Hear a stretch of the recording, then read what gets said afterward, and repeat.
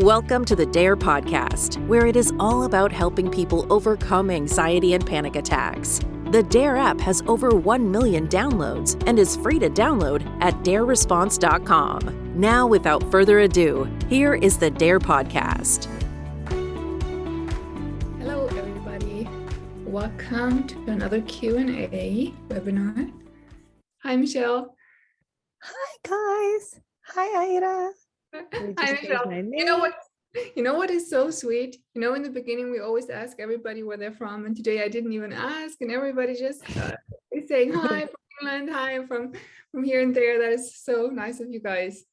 Thank you. I love it. Hi, guys. Hi, everybody. Well, we have a lot of people on already. We're going to have 130 people registered. Awesome. So today we are just going to go quickly through the questions, and we're going to try, not that we can do it, but we're going to try to answer all of your questions today and to not group them, because we know that you guys love it the most when we address your question directly and not answer them in categories. And we try to do that, but sometimes not possible. So we want to do it just the two of us so that we don't get too distracted. We go through as many questions as possible. And then maybe starting in the next couple of weeks, if we have some overflow questions, we'll maybe post them on Instagram. I'll post them on the Facebook page, try and answer them in between the calls as well. All right. Okay. All right. Ready to roll? And just in case we go through all of them from this week, we can go back and go through some of last week's ones that we didn't get to. High expectations. Okay. Let me see. I think I have the wrong. Which is your first question, Michelle? Just to be sure it's got like two parts. Hello, how do you tackle and dare through anxiety? Oh, wonderful. Yeah. Yes. Okay. All right. So how do you tackle and dare through anxiety when it is related to more than one subject? I get very anxious when leaving the city I live in. I get claustrophobic in buses, elevators, and so on. Also, if this is your question and you're here, pop on and say hi so we can talk directly to you. The idea of spending the night somewhere new is scary, of driving on the highway, etc. So that's the first part. The second part, the second part's a little bit different. I'll say it anyway, and we'll do one at a time. How do you know when you should stop pushing yourself and just take a small break? Are there instances when pushing too hard is not beneficial after a certain point? I also think they might have submitted the same question down here. I'm just going to read it. How do you apply DARE if you have different types of anxieties at once? If you get anxious when you are far away from a safe zone, claustrophobic in a lot of places, and so on, any advice? So I think, even though it's two different names, I think it's the same person. I'm just saying both of those now. So notice you guys that how common this is, and the person asking the question is looking at these different anxieties as separate things, which they are not. Now, anxiety tends to generalize, meaning if you have a panic attack once in a car, it's very likely that you're going to start to fear elevators too, or other enclosed spaces. So it's not so much about the different situations, but more about the general theme of anxiety. So you would not tackle these situations differently because one is, worse or more difficult than the other, but you would generally approach the anxiety in the DARE manner. You diffuse, allow, run towards, and engage. And it doesn't really matter because anxiety is never in the situation. You don't like how you feel in that situation. You don't like how you feel when you're alone by yourself. You don't like how you feel when you're maybe in a car or somewhere else. So it's all the same thing. It's no different from situation to situation.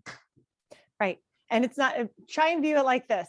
Fear, my body sends me fear when I'm in an elevator. Sometimes my body sends me fear when I'm in this park. Sometimes my body sends me fear. It's kind of like misinterpreted danger. So it's not, and I had somebody years ago, she's like, I'm your worst case, patient, client.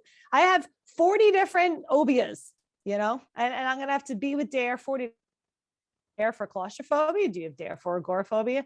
It's the same thing. I said, you don't have 40 different problems. It's the same thing. Fear is showing up at the wrong time to help you fight danger. And then you're fighting as if it's danger.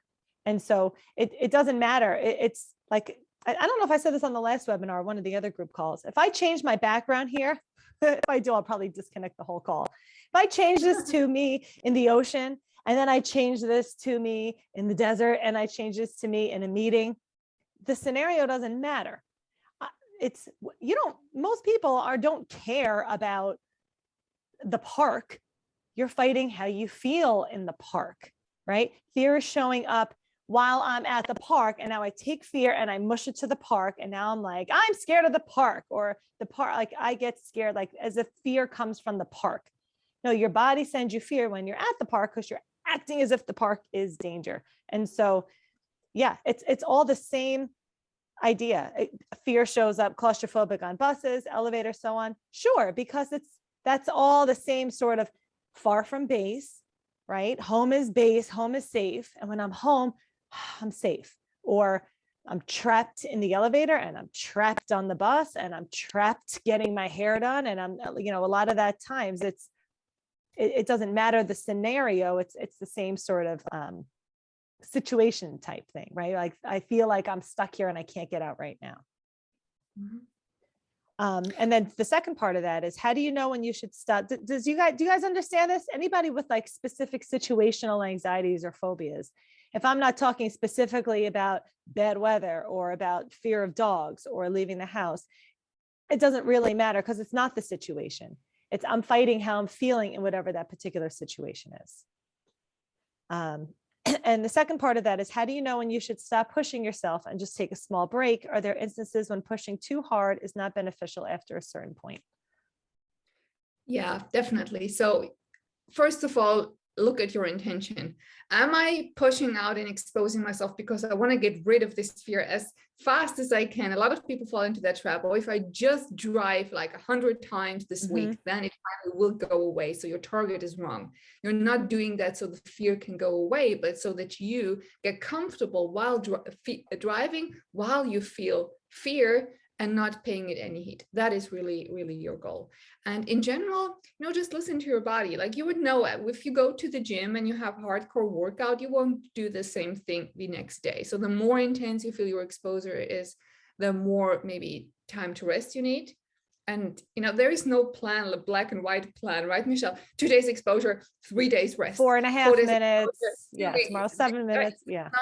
It's not black and white. And try not to follow a certain protocol, because this is not how recovery works. Listen to your body. You will know when you need rest, and when you are avoiding a situation.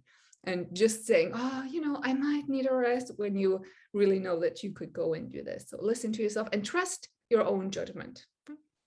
Right. And pushing is not to the focus isn't about anxiety. I need to do this and I spent 5 minutes here yesterday. I need to spend 7 minutes here today. And now I'll do another exposure and I'm going to do all this so I can beat this. It's the right action, but it's the wrong attitude and the wrong intention. And so action, most people are not short on action. They're out, they're pushing, they're fighting, they're showing up, taking the same walk on the same places. But if your attitude is one of reluctance versus willingness, and if your intent is, if I do it enough times, it will go away, those two parts might be off a little bit, right? Because the idea of any sort of exposure is normalization, to normalize this place that I'm going to. It's not dangerous. So I can go here without the fight. So if you're exhausted and there might be some version of fight involved in that too. So take note of that as well.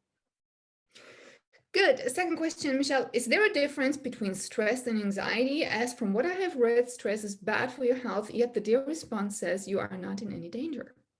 True. So we should eliminate all of the stress in our lives forever, right? Totally impossible. So good luck. Life is full of stressors. And again, on our YouTube channel, we have a video, stress response versus DARE response, that I made the video off of Aida's script for her daily DARE. All saying the same thing in all different ways, right? Stress response. Maybe you wrote that script and I just made the silly video about it, but that was yours. So do you want to do that one? Which daily DARE was it? Oh, maybe did I write that one? Stress response versus anxiety response. Like 198 daily DAREs. I don't know. Anywho, there are stressors. I think we addressed this on the last call, but we'll say it again because we didn't specifically address this question. There are stressors, okay? So there are stressors in life that you maybe have some say in and some that you don't, okay? So if there's some that you do have some say in, adjust them if you'd like, right? The idea is to eliminate unnecessary stressors. But in life, there are stressors that will come up, right? It'll be the story about those stressors. If you're taking everything as a must or else approach, right? It's going to be the story about those stressors that come up, not the stressors themselves, how I respond to them, how I act when these stressors come up. And when it ties into anxiety, as we're dealing with something, here's the thing I'm looking at, here's the life stressor, and my fight response will rise as I'm looking at the situation. And as the situation becomes resolved, this starts the process of resolving after this is resolved. So this is up, this comes up. This is gone, this starts to wind itself down. So of course, when you're in a stressful situation, you will be in a heightened state, like kind of as you should, right? And then, oh, good. Somebody just posted the link. Stress. Thank you. Look at, I love having everybody help. It's great. It's like group project. But where we get stuck is we have a stressor, then we have this heightened response. The stressor is either resolved or not resolved, but then we turn this way and we start fighting our heightened response as if our heightened response is the stressor, which keeps us in a heightened state. And so, right, learning how to dealing with stressors and dealing with anxiety as the stressor, that's where we kind of get stuck in the loop. Was that somebody's question who's on the call right now? If you are, did that answer your question, or did anybody else have that as a question to make sure everybody gets that? It was, so the name was Alex. So Alex, if you're on the call, say hi. And maybe if I can just add, maybe what you also meant, Alex, was because Gail, you read that, what was that? Oh God, I'm so sorry. That was the wrong one. It's Gail. Maybe what you also meant when you said you read that stress is bad for your health. Keep in mind, historically and biologically, we are well equipped to deal with stress. Stress is a necessary part of our life. So we have our stress system in order to deal with stress. But back then, we did not have as many stresses as we have today. And then it was about, starvation, tribe fights, and today everything can be a stressor. So generally, yes, it is a good idea to have a somewhat balanced life. Okay, not perfect, somewhat balanced. If you can influence your stressors, of course, it will make you feel better. Your immune response will be a little bit better. But generally, we are very, very well equipped to deal with stress. Stress only becomes problematic when it is a very, very, very, very long time and the stress is very, very intense. This is the moment, and you notice that you experience sensations, and many people get then health issues, but that is like extreme long time and very intense stress without things to balance that. And really just a very few number of people experience that sort of stress. So trust your body, trust your stress system, that we are very well equipped to deal with that. Yeah, but you see what Emma posted here in the chat. That's really why people ask that question. I don't think it was answered of whether anxiety will cause health damage. And that's usually the underlying question. It's, I have anxiety and I also have some form of health anxiety. I don't want this to damage my body. So I better do something about this anxiety right now. And I better do something about these stressors or I'm going to die. Right, Emma, is that what you meant? Right? Like, and anybody, whoever might have sent in this question, anybody else, that's usually, yes. Okay. Thank you. Thank you for writing that too, because that's usually the underlying, like, I better get a hold on this so it doesn't affect my body. I've read, and that lack of sleep, that's another one that comes in. I've read lack of sleep can cause health problems. It's important to sleep 8 hours. And so who's not sleeping? The people that are desperately trying to sleep. Yeah, here you go. Stress can cause this. Lack of sleep can cause this. Correlation and causation, that's kind of another conversation. But this is what we're trying to do. We're trying to eliminate something to prevent something else. And if you're still in elimination mode, right, we're here to help you break the cycle of anxiety, but by taking a different approach, not by fighting it away. It's the fight that's kind of keeping you stuck in it. It's letting go of the fight. Like, here's a stressor, fight through actual dangerous stressors, but then learn how to not fight through the daily stressors, how to tell different stories, how to change your response to those stressors as they pop up. And generally, it's always a good way to tell yourself, yes, it's true. Yes, that can be stressful for my body. Oh yeah, that might compromise my immune response. So does alcohol, smoking, not exercising, having stress at work, sex, everything, laughing, right? sleeping, not sleeping. Yep. Exactly. So you focus on what you can do. And I say this again and again, start to trust your body. Our bodies are very, very resilient. Okay, next question. Does anyone else out there have a sensation, feeling like just a heavy feeling in the mind, like my brain just can't cope with the stress my body has had? It's been hard to not feel like my problem is super unusual. So that question is for you guys. Does any of you ever have the sensation of feeling, or a feeling of heavy feeling in the mind? Some would describe this as brain fog, or general mental exhaustion is, I think, what is the right term for that. And Michelle, is that a common thing or not in anxiety? Yeah, the answer is just going to be yes. Anything, there you go. See? Yes. See? I said yes before anybody else said yes. Yeah. Any question that starts with anybody ever in all these years, I've never seen. Always yes. Always yes. Always yes. Look. Yes. Why? And then it's usually, why? Is it from anxiety? Because then I have to get rid of anxiety to get rid of this feeling. No. Oh, opposite. It's here is some form of discomfort that I don't like. Anybody ever feel this? Yes, because we're all human beings and we all have the same chronic human fluctuation syndrome issues that pop up, right?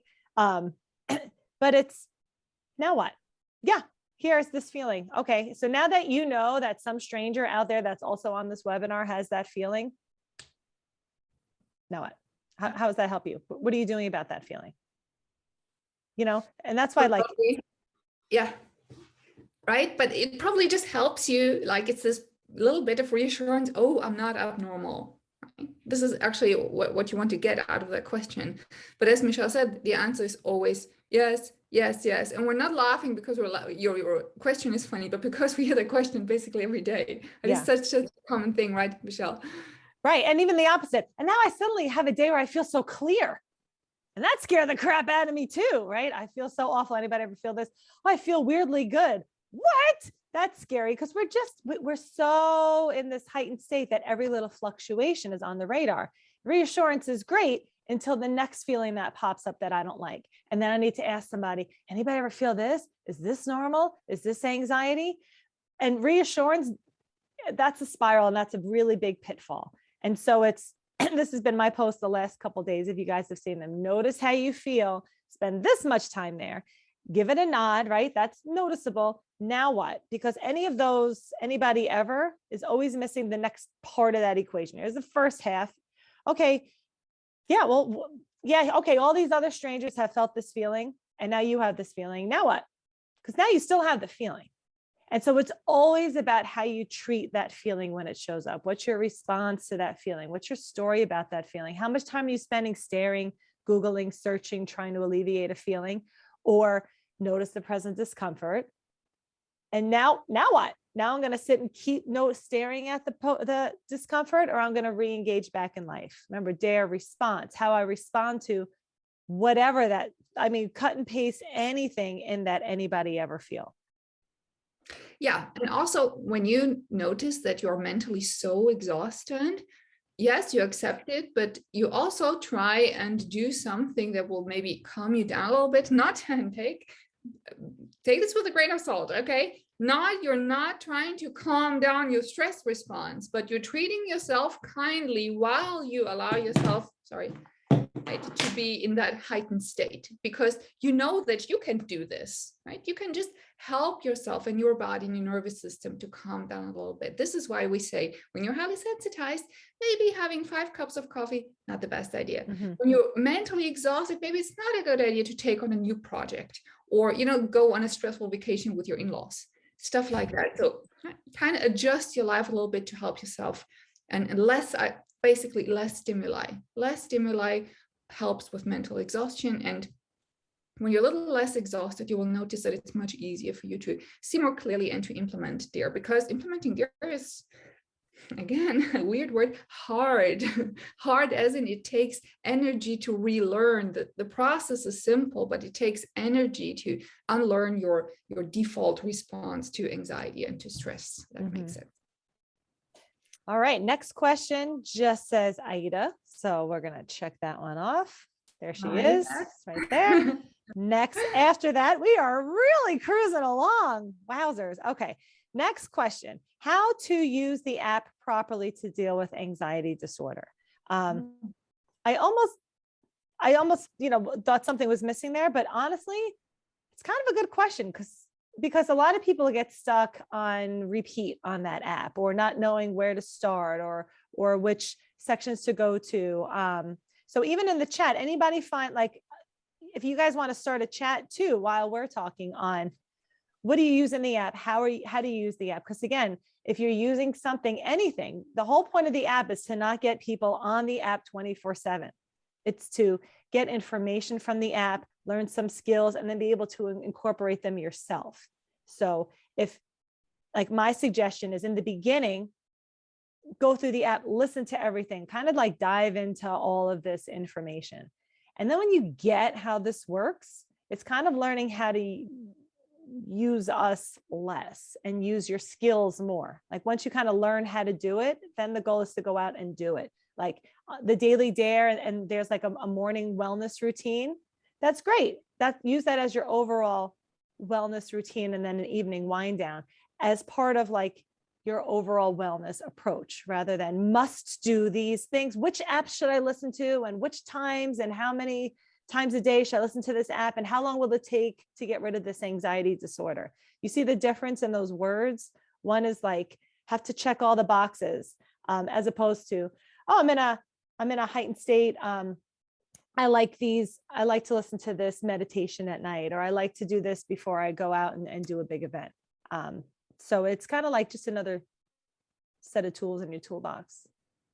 And every time before you open the app, ask yourself, why am I doing this? That goes for everything that you do, actually, all wellness routines. Am I opening this app so I can get rid of my anxiety, or this daily dare will help me to get rid of this anxiety? Then don't listen to it. Just don't. When you say, oh, I need some clarification, there is something I might have gotten wrong. Okay. Or I want to listen to this because it's inspirational. Awesome. But always ask yourself, what is my goal? Is it, I want to change the way I feel? Then don't do it, because then you're sending that signal that, oh, there is this big dangerous thing that you need to get rid of, right? That's really, really important. I can count how many people have been stuck in that place of, I'm doing everything right. I'm doing meditation. I'm not drinking the coffee. I'm doing the exercise. I'm doing everything, and it's not working. Right? Yeah. I read the book 15 times. I'm like, I haven't even read the book 15 times. I don't even think Barry's read the book 15 times. But again, if you're looking and searching and scrolling and must read it again, so I can read it enough times, if I hear that Barry's voice enough times, something will click, and then it'll all fall into place, and I'll just get it. And I'll suddenly like take on this acceptance and allowance mindset. It's not that way. Use this as like the jump off point to start an action or a behavior. Yeah. Come back when you feel you need clarification, or, you're having a hard day and just need somebody to pick you up. Fine. But the goal is always that you gather all the information that you need, are clear on what you need to do, and then go and do it. Like, as Michelle said, that the way is always people they have anxiety, try a lot of other things, it doesn't work, and they find they're like, oh my God, this resonates so much. Then they start applying it, and then they're like, what? No, using it right with the wrong target, trying to get rid of their anxiety, fall into that hole, come back out of that hole, and then do it correctly, and then leave there, and maybe come back just to be an alumni or to help other people. But your app and our calls and all these things shouldn't be a means to get. But in the beginning, yes, right? In the beginning, come in, because it is a paradoxical approach. So if you're kind of new, you're where you're supposed to be. You should be like figuring out, that's what this is. You should be saying that to yourself a lot, right? Like, oh my gosh, seriously? That maybe like those light bulbs on understanding. So this might help you understand it all. And then the next step is implementation. And so like Aida gave like perfect advice. Once you kind of get it, once you know what we're going to say, you can kind of like, once you've heard the daily dare again, right? Some of them are on a loop, right? You all know this by now, because we can't write 12,000 things. We're trying, but it's like, it's okay to have it said again, because repetition helps with understanding information, but then your repetitive actions will help with implementation. And so once you understand the knowledge, it's okay. So I'm so used to picking up my phone, but you know what? I know what that meditation is. I know what they're going to say there. So I will listen to that, but I'm going to listen to it in 10 minutes. And for the next 10 minutes, because if I was at a 4, I wouldn't have grabbed my phone, but now I'm at an 8 and I feel like I need to do something.